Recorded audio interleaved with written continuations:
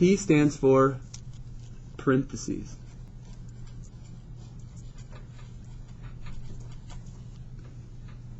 That's the first thing when you do an order of operations, is parentheses. These are parentheses. Sometimes you also get these. That is the first step. You do everything inside of parentheses. The next step is exponents. The next step is to do all your exponents. Exponents are like that. Those little powers. That's like 3 squared. That's an exponent. Next, M stands for multiply, D stands for divide. Now, what the problem is, do you understand multiply and divide are actually one thing? They're opposites of each other. They don't always go multiply then divide. It all depends on what comes first. So, this is multiply. This is divide. That's one group. And we don't go multiply then divide always. We go left to right. Whatever comes first from left to right. Okay? We look at our problem, whatever multiplication or division comes first, left to right, that goes first. If we do not follow these orders of operations, everybody's going to get different answers. We have to have a certain order to do things so we all get the same answer in the end. Anyways, next one, what's A stand for? Add. And S stands for? Subtract. Now, do you understand adding and subtracting are just opposites of each other? Same thing. Add is not always before subtract. It all depends on going left to right. Okay. So, we first look for all parentheses and do everything inside of parentheses. Then we look at exponents and do everything inside that is exponentiated. Then we multiply and divide from left to right. Then we add, subtract from left to right. Basically, there's 4 things we do. It's just this is 2 and this is 2 in 1. So looking at this problem, are there any parentheses? Yes, but is there anything inside the parentheses to do? No. Are there any exponents on this problem? No.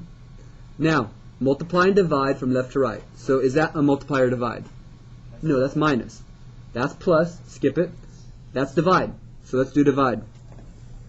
What is 10 divided by 5? 2. And then I'm going to rewrite everything around it.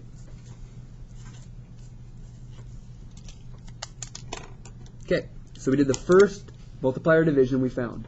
Looking back through it, do we have any more multiplier dividing? We have another one right here, which is 8. Rewrite everything around it. Okay, any more multiplying and dividing? No, so now we add and subtract. So we look across here and hit our first add or subtract. And our first thing is a subtraction. 3 minus 6, or 3 and negative 6. Can you see that as 3 and negative 6? That means there's more negatives, so it's negative 3. 3 and negative 6 gives you negative 3. Bring down the 8. Lastly, all we have left. Negative 3 and 8. Who has more, the 8, the positives, or the negative? The positives, they have 5 more. Order of operations. If you did any other order, you'd get different answers.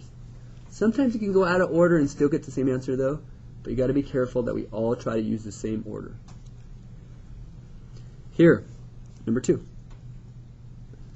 Is there anything to do inside of parentheses? Actually, yes. Inside the parentheses here, we need to do the order of operations inside the parentheses. So inside this parenthesis, what are we going to do first? The multiply or the minus? Multiply. So we have 7 minus, what's that? 10.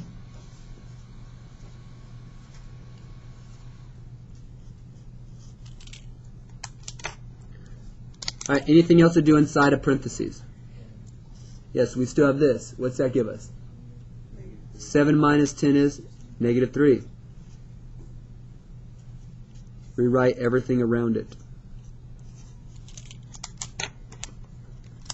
Anything else inside of these parentheses? No. Next thing, exponents. Oh, there's an exponent right there. That exponent is only to the negative 3. Has nothing to do with that 2. Negative 3 squared means negative 3 times negative 3. Negative 3 times negative 3 is positive 9.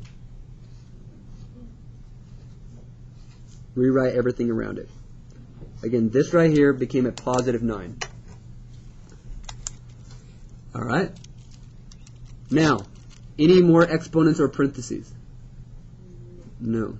There is parentheses, but that's a 9 inside. It's now a multiplication. Okay, multiply and divide left to right. So that's a minus. Skip that. Okay. Can you see that as a negative 2 times 9? Negative 2 times 9 is negative 18. Bring down the 6. Bring down the 10. Okay. Any more multiplying or dividing? No. So we add and subtract from left to right. I'm going to start right here from left to right. I have 6 and a negative 18. That would be negative 12.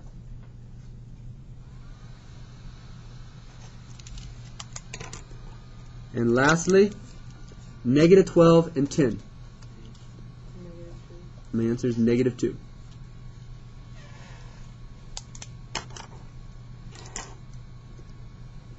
Okay. It's a lot of steps. Sometimes you can skip steps, but you got to be careful. The better you get, the quicker you can go. Okay, one last problem. Parentheses. Is there something to do in parentheses? Yeah, there's actually quite a bit. All of this we have to start off with. Now, inside of this parentheses, are there any exponents?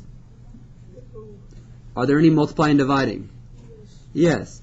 Looking from left to right, there's one right there. What's 20 divided by 4? Oh, that's a minus. Could I do this next? Because going left to right, did we just do a divide?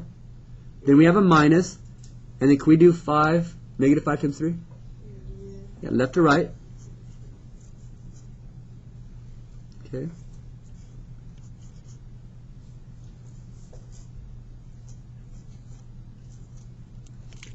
Now, you don't normally always do both at the same time. I just noticed that that was, oh, that's 5. There's a minus there, and then I can do this too. Going left to right, I did both at the same time. Sometimes you want to do it every one by one, but hopefully you can get used to skipping some steps. Okay, anything left inside of this parentheses? Yes. Yes, what does that give you? Negative. Okay, so that's a negative 10. So negative 2, bring down the 8, minus 5 squared. 5 and a negative 15 gives you negative 10. Now, are there any more things to do inside of parentheses? No. No. So the next thing is exponents. There's an exponent right there. What's 5 squared? 25. Or what's 5 times 5? That's 25. Rewrite everything around it.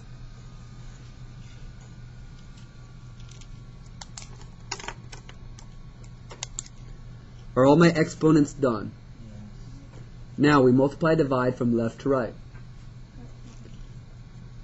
What do you get right there? 20. Negative 2 times negative 10 is positive 20.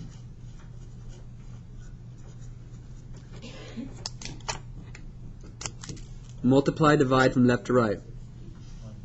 That's 160.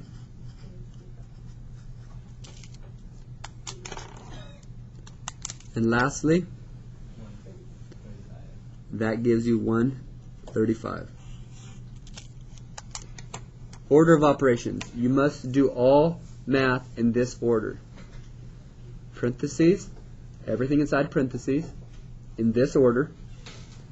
Exponents, multiplying and dividing, left to right. Add, subtract, left to right. 3 examples.